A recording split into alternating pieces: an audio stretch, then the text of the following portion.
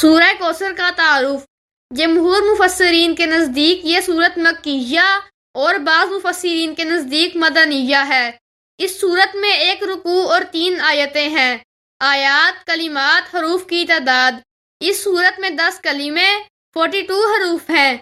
کوثر سے دنیا اور آخرت کی بے شمار خوبیاں مراد ہیں اور جنت کی ایک نہر کا نام بھی کوثر ہے۔ اس سورت کی پہلی آیت میں یہ لفظ موجود ہے، اس مناسبت سے اسے سورہ کوثر کہتے ہیں۔ خلاصہ مضامین۔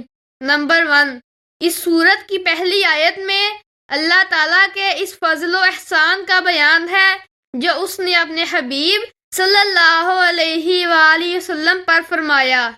نمبر 2، دوسری آیت میں نبی کریم صلی اللہ علیہ وآلہ وسلم سے فرمایا گیا ہے کہ اللہ تعالیٰ کے فضل و احسان کے شکریہ میں نماز پڑھتے رہیں اور قربانی کریں۔ نمبر 3، تیسری آیت میں فرمایا گیا ہے کہ جو اللہ تعالیٰ کے حبیب صلی اللہ علیہ وآلہ وسلم کا دشمن ہے وہی ہر خیر سے محروم ہے۔ بسم اللہ الرحمن الرحیم۔ اِنَّا أَعْطَيْنَاكَ الْكَوْثَرَ فَصَلِّ لِرَبِّكَ وَانْحَرْ إِنَّ شَانِئَكَ هُوَ الْأَبْتَرُ۔ صدق اللہ العظیم۔ آئیے اب اس کا ترجمہ سنتے ہیں۔ بسم اللہ الرحمن الرحیم۔ اللہ کے نام سے شروع جو نہایت مہربان رحمت والا ہے۔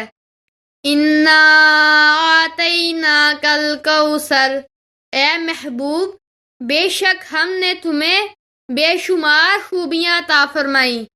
فَصَلِّ لِرَبِّكَ وَانْحَرْ، تو تم اپنے رب کے لیے نماز پڑھو اور قربانی کرو۔ اِنَّ شَانِئَكَ هُوَ الْأَبْتَرُ، بے شک جو تمہارا دشمن ہے وہی ہر خیر سے محروم ہے۔ آئیے آیت نمبر 1 کی تفسیر سنتے ہیں۔ کوثر کی تفسیر میں مفسرین کے مختلف اقوال ہیں۔ ان سب اقوال کا خلاصہ یہ ہے کہ اے محبوب بے شک ہم نے تمہیں بے شمار خوبیاں عطا فرمائیں اور کثیر فضائل عنایت کر کے تمہیں تمام مخلوق پر افضل کیا۔ آپ کو حسن ظاہر بھی دیا، حسن باطن بھی عطا کیا، نسب عالی بھی، نبوت بھی، کتاب بھی، حکمت بھی، علم بھی، شفاعت بھی، حوض کوثر بھی، مقام محبوب بھی، امت کی کثرت بھی، دین کے دشمنوں پر غلبہ بھی، فتوحات کی کثرت بھی، اور بے شمار نعمتیں اور فضیلتیں عطا کیں جن کی انتہا نہیں۔ اہم باتیں۔ نمبر 1، تاجدار رسالت صلی اللہ علیہ وآلہ وسلم پر یہ عطا کسی عبادت اور ریاضت کی وجہ سے نہیں ہے بلکہ ان پر یہ عطا اللہ تعالیٰ کے عظیم فضل اور احسان کی وجہ سے ہے، کیونکہ یہاں عطا کا ذکر پہلے ہوا اور عبادت کا ذکر بعد میں ہوا۔ نمبر 2، اللہ تعالیٰ نے آپ صلی اللہ علیہ وآلہ وسلم کو کوثر کا مالک بنا دیا ہے تو آپ جسے چاہیں جو چاہیں عطا کر سکتے ہیں۔ آئیے آیت نمبر 2 کی تفسیر سنتے ہیں۔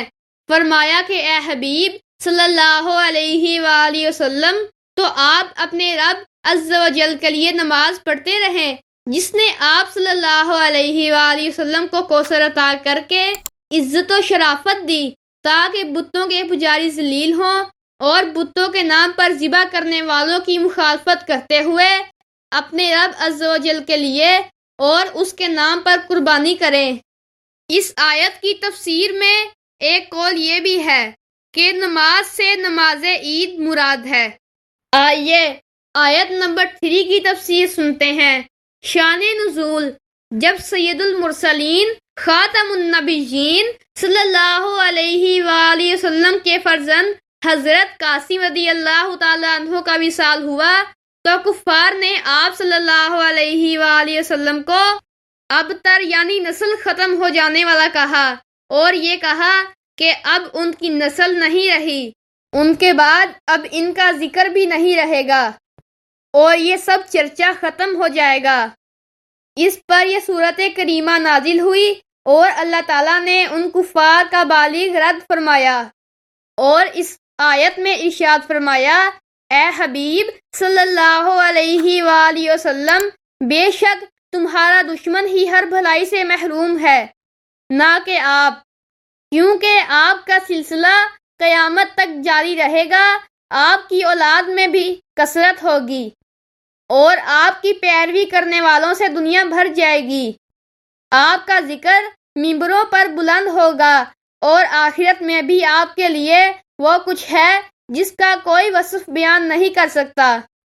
تو جس کی یہ شان ہے وہ اب تر کہاں ہوا، بے نام و نشان اور ہر بھلائی سے محروم تو آپ کے دشمن ہیں۔